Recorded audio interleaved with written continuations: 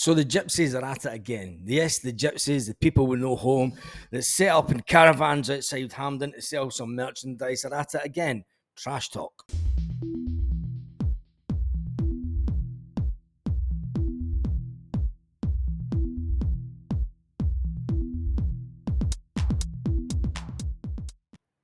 Good morning and welcome back to the One Celtic Fans Review this morning.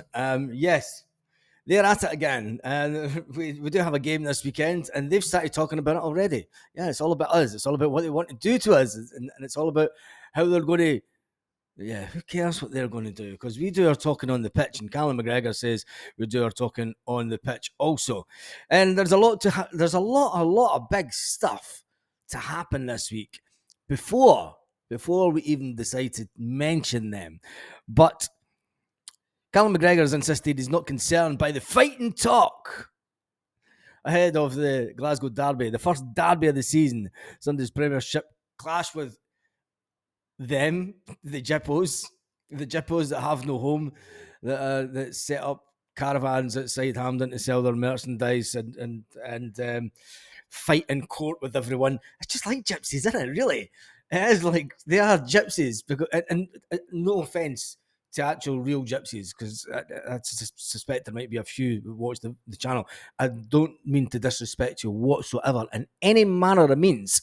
I've got friends, real kind of relatives actually, second cousins, who are real gypsies. And you wouldn't mess with them. Let's say that to them. But would you mess with the Sevco? Of course you would. We mess with them and we beat them. We tend to mess with their heads a bit because we do the talking on the pitch. Clement, who's yet to win a derby after 4 attempts. Yes. He hasn't beaten anyone in 4 attempts. Hasn't beaten us in 4 attempts. He says, now we're getting close to it. It's a bit like Beale, wasn't it? Didn't Beale beat us in a meaningless game towards the end of the season when Ange Postecoglou decided to put all the players in that would then be inherited by the one and only Brendan Rodgers to show the board just how inadequate these players were. But they won, and they thought they were going to do it. That's it. Next season. They've got more next seasons than next sales. They do, don't they? They have more next season than next have sales. Is next still a thing back in the UK, or is that shut down altogether like everyone else in the UK high street? Anyway, having his own sites. Look, Callum McGregor knows. He says, look, there's no need to pin any comments on the wall or to gather greater motivation at Celtic. We've been here before. I've seen it all before. I've heard it all before. And, you know, Clementine, old Uncle Fester, can say what he wants. It's just talk, isn't it? Talk is cheap, said Callum McGregor. Everyone knows how big these games are. And when they come around, you don't need any motivation for it. No, none at all. None at all. To go out and hammer them on their own ground once again will be absolutely fabulous. And then for them to go 5 points behind, it'll be even better. But Callum McGregor says, we have a structure and a system that we play and we want, and it's the way that we train also, first and foremost. We try to get the most out of the players and the best possible. It becomes a daily habit. Winning then becomes a habit. It should be second nature to you. And this is a shout out to any player that's coming into Celtic. You have to have that winning mentality. The player that left us this week spoke about the stress of having that winning mentality and the disbelief from him on how hard fans get on the back of players if you draw or lose a game. He said it does build character, and having that motivation from the fans and the expectation to win every game is something that not everyone can cope with. You know, it's good to have a little bit of emotion in football, but yet Callum McGregor went on to say, says, you need structure. And if we do it this time, you'll know that we've probably had a good day and everything's worked out exactly the way that we try it on the training pitch. We're 2 points clear of them.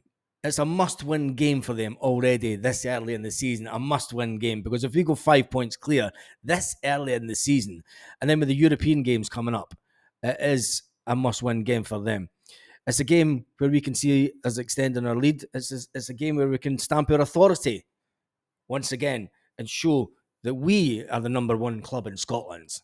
We don't need to cry that we are the people, or anything to bring down other people or teams. We don't need to do that because we know that we are truly simply the best. Anyway, Brendan Rodgers has warned that he'll take nothing for granted, though. Callum McGregor thinks it's a big game. When you come to these games, especially at home, you have to try and maximise as much as you can. There is no away fans, so that'll be, will they cope with the fact that there's no away fans for them? First and foremost, it's 3 points. It's just 3 points and on to the next game. Won't be a next game because we're going to the international break. But if you can match a strong performance on the pitch, and you want to make sure that we come out the other side happy by maintaining our winning start to the season, and we should get a boost this week. Why? Because we're going into the Champions League, and we will be in the Champions. We are in the Champions League draw, and also there's a few players coming in. Now, as we move into the final few days of the transfer window, we all know that there is players that will leave Celtic, and there are players that are on their way in. Yes, we have a loan player coming from Barcelona with no option to buy, but he is on a fantastic wage. He's on a lot bigger wage than half the Celtic team. So this guy must be thinking that he's going to come in and play some decent football and take the place of Greg Taylor. Will Greg Taylor be happy that the fact that a lone younger player from Barcelona is coming and taking his place? Or will Greg Taylor do what Greg Taylor does? Come on, Greg, throwing down the gauntlet to you here. Wipe the dust off the shirt. Bring it on, wee man. Let's go. That'll be Greg Taylor's words to him as he comes through the door. It's like, bring it on. Bring out the best in me. And that'll be Greg Taylor and what he will say. But there's one player that has left the building, and I feel sorry for Gustav. I wanted Gustav to have a fantastic Celtic career. But Gustav Lagerbielke has completed his medical with FC20, and the Sweden internationalist has ended up in Holland, of all places. There was talk of him going to Germany. There was talk of him going to Italy, but he's ended up in Holland. Wonder how that one works out. But anyway, he has left the building after being deemed not good enough for Celtic. And I think it's a shame because he did score that nice little header at the back post in the Champions League for us. But Brendan Rodgers just never thought that he was going to cut the mustard, did he? We still have a few players that will leave this week, and there's a few players that are on their way in. One and only Alex Valley is on his way in. He has had his, he's either having his medical today or he had it yesterday. So a bit hush with Celtic with that one.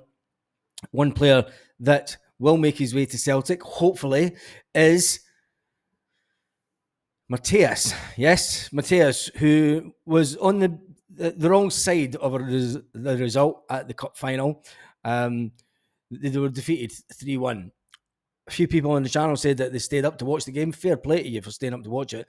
And they said that they weren't overly impressed with Matthias. And people have been asking how many players have came from the American League and done well in Scotland. So I put that one out to you. Tell me in the comments. I don't really care, to be honest. I think Brendan Rodgers has got his eye on the player, and he's obviously someone that he thinks that he can bring in. There was news coming out of America that we did not bid enough in the opening transactions, and coming out of Germany for the player that we're looking at in Germany also.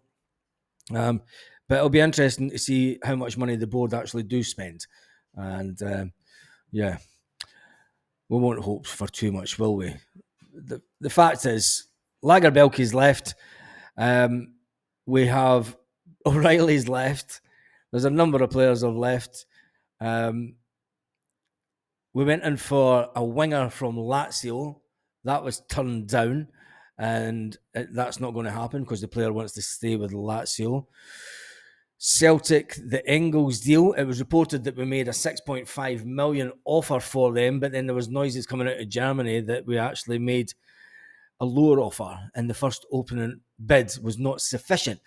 It's always my worry that we are still trying to do things. I mean, when you look at it, we got in Adam Eder for 8.5 million. Now, the reality of that deal is I think if we'd managed to conclude the business earlier on in the transfer window, we would have paid nowhere near 8.5 million. We would have probably paid closer to 5 plus add-ons.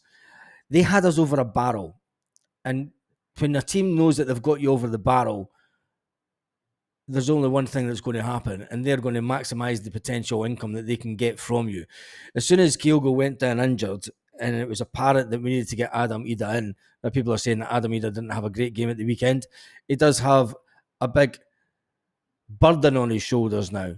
He needs to perform at the highest level, and he needs to perform consistently. It's okay when you're on loan and you're coming in for half a season and you know you're going back to the club, you're just here to enjoy your football, and you're not really thinking about the weight of the world on you and that Celtic shirt fitting you. We know that he can do it at the highest level, and well, in big games. We know Adam Ida can do it in big games. Can he do it this weekend? Can he repeat defeat? Can he repeat defeat and score against I'm not going to call them gypsies because I know too many gypsies. Can't call the homeless people. I can't call them homeless either because I don't know. I give money to homeless people. I wouldn't give money to them. Yeah, the Mankey Mob. Just stick to the Mankey Mob, won't we? Well, the Mankey Mob, can he put a goal past him? Can the one and only Paulo Bernardo play to the level that he played at last year and showed why he was the better player in the second half of the Scottish Cup final? There's a lot of ifs and buts to happen this week. There will be a few players that will leave Celtic, unfortunately. It'll be interesting to see if we can get this defender in and Mikey Johnson goes the other way. I wonder how much we're really going to get from Mikey Johnson. And when you look at the squad is a bit threadbare now. There was something like 16 players that have gone since the Ange Postecoglou era. That era is now done and dusted and put to the bin of history. It's not a bin, is it? It's just it's put to bed. Yeah, that era is well and truly gone now. The only players that are still kicking around from the Ange era are ones that are significant to the team, meaning Kyogo, meaning the one and only Rio Hatate, and let's hope that he's not sold, or Kyogo, in the next couple of days, because I think Celtic would reject any offers that was to come in for those two players. We've got the big deal done and dusted. You know, selling Matt O'Reilly for 25 million plus is what the board were always aiming for during any transfer window, is to get one big deal in so that they can maintain the coffers. When you look at it, we've not spent any money this transfer season. Will we spend money in the next couple of days? Of course we will. And there will be lives and updates over the next couple of days. Well, today especially. And then when we get to Thursday, we will be doing the Champions League draw at 5 o'clock. Make sure that you are subscribed to the channel for that so you get the notification to join the live to watch the Champions League draw. And see if I can get as excited as last year. Because last year was a cracking live. And I got pretty excited because I thought it was an easiest draw that we've had in the Champions League for a long time. And Celtic teams in years gone by, I think would have amassed more than 4 points last season. We were unlucky. We had a lot of injuries at that time of the year when the Champions League was on. You've got to remember Carmen Carter-Vickers missed out in the Champions League. Lagerbielke sent off, and also was Dyson. But let's hope that we don't have any players sent off, and let's enjoy the draw. And then we move on to transfer deadline day. Can Celtic have all their business done and dusted before transfer deadline day? Let's hope so. So then it means that transfer deadline day is a bit of a nothing for Celtic, the way it has been over the last couple of years. But the way that this board are going, it looks like transfer deadline day will be the day that we actually get players on the dotted line. And on that note, have a fantastic day, Celtic fans all around the world. Lit.